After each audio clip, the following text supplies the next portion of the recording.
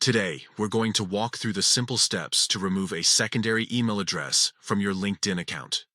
Whether you're cleaning up old accounts or just organizing your profile, this guide will help you get it done quickly and easily.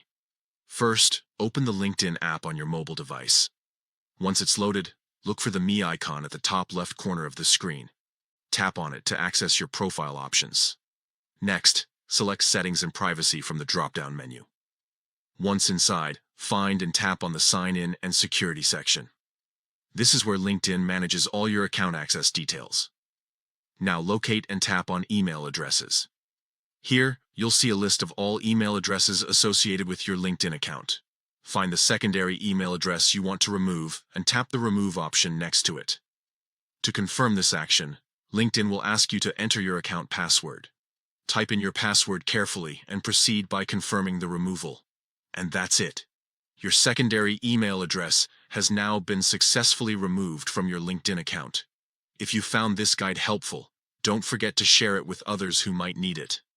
Thanks for watching and see you in our next tutorial.